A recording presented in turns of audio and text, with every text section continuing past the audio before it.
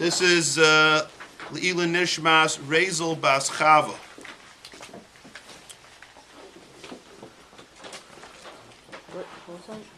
Rezel Bas Chava. All right, 106C, Shmiras Aloshin. 106C. What? Oh yeah, sorry, 106C. Here we go.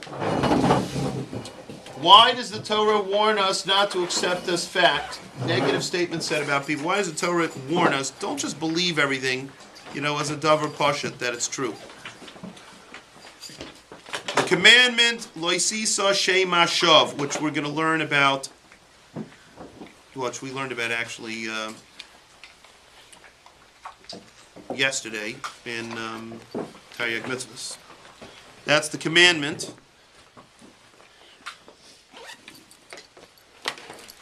Not to accept a false report. Prohibits the acceptance as fact any negative statement concerning a person or group of persons. Accurate interpretation of a person's actions or words.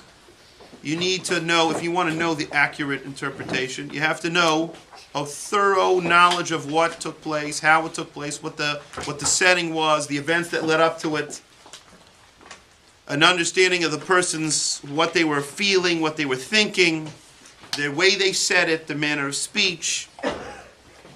And then you have to be very sensitive. You have to put yourself in their shoes. You can't know it really unless you really put yourself into that situation. In fact, Chazal say, do not judge a person until you reach their place, till you're in their place, and you're in their shoes. This is obviously impossible unless one has witnessed the action and all the things that were said at the same time, the remarks. Relying on the sensitivity, objectivity, integrity, and the wisdom of another person who observed it, we say would be foolish to just believe that person, because how do you know that that person really got into the whole situation to understand it fully? So all they are is just telling stuff over of what they could say they maybe witnessed. But they can't tell you over everything that was really leading up to that. So you only have a little picture. Can you imagine you have a picture of somebody of a funeral, and for 1 second, some guy walked in and did something which looked humorous. So what do the people do standing there? They smiled. So you have a snapshot of that picture, of that scene. So they go, oh, here's the picture of the funeral. So what do you see? Everyone's smiling. Everyone's smiling. You go, oh, they really must be happy the guy died. Is that real?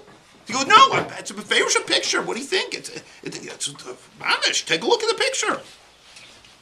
It's not real. It doesn't give you a real understanding of what took place at that funeral. It's a snapshot.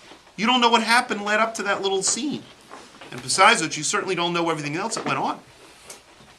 So, certainly if the speaker is committing the sin of speaking Lashon Hora, we have to suspect his integrity, his being accurate.